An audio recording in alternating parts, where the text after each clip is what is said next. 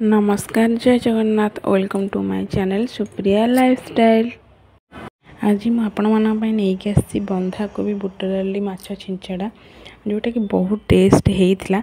आपण मैंने थे घरे या ट्राए करूँ देखिए बहुत बढ़िया लगे। ताल चलतु आज रेसिपीटी आरंभ करवा। मुझे माछ सब नहीं भल भाव में धोईकी लुण हलदी गोल रखी एबे आमे माछ भाजिबा। मो सब जी माछ मोर दरकार थिला मुझे अनुसार माछ तक सब भाजीदेली। माछ भाजी सारा पर एबे आमे जीवा माछ भाजिकी रखीदबा। तापर एबे जीवा कोबी कौन कौन काटी कोबी आलू बुट डाली मु भिजेकी रखी थी आगुरी। देखो भिजी जाइए भल से बुट डालटा आमर। तापर मुझे अल्प टमाटो बाकी पियाज मुझे मसला छेचा मसला देती। छेचा मसलार टेस्ट अलग लगे तो मुझे अदा रसुण टा छेची देती। तो मोर ये सब जिनस मुझे तरकारी पाई। तो एबे आमर कड़ाई गरम हो गला। चलते ये तेल जहाँ थी आउ टे तेल पकई देती जेहेतु माछ भजार तेल तक थिला। तो मुझे गोटा गरम मसला पकईदेली बाकी ता सहित तेजपत्र गोटे पकई। एबे पियाज पकईकी टिके समय भाजीदबा।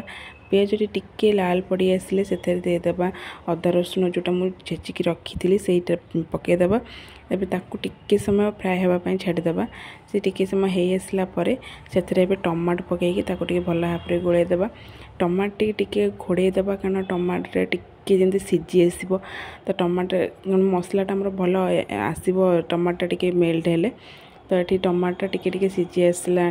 एबे मुझे बाकी गुंड मसला जितक सब पकई ता सहित हलदी आ स्वाद अनुसार लुण मुझे सब पकई दी एका सांगे। तो आपड़ चाहिए जो मसला निज चॉइस रे ही जहाँ पकई पारे।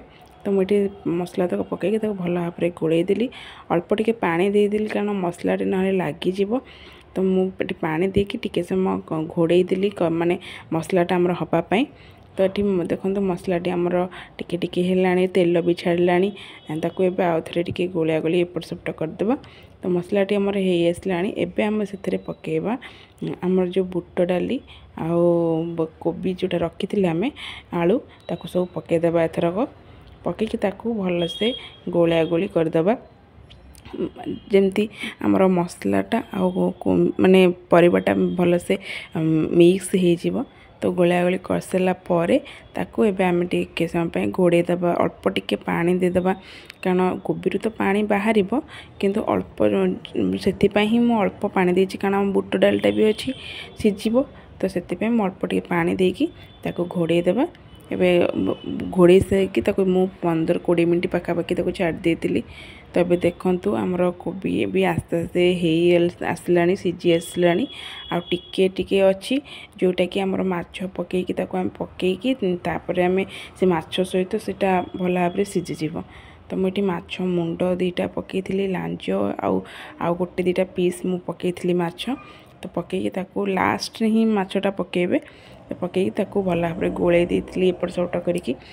तापर से पकई धनिया पत्र और गोटे चमच गरम मसला पकईकी भल भाव में गोलिया गोली कर देकी ताकू आम टिके समय सीझापी माछटा जमी मसला सहित आमर सीझिब से अनुसार टिके समय छाड़ देती घोड़े देकी।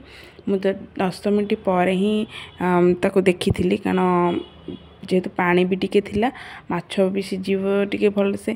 तो से 10 मिनट पर ताकू बाहर करके देखिली। देखंतु एठी हमर माछ मुंड छिंचड़ाटा केंती कोबी माछ मुंड छिंचड़ाटा केंती हमर हेई जाईची भल भाव में। देखंतु माने तार बास्नाटा भी एते भल आसुला टेस्ट भी तार बहुत बढ़िया थिला।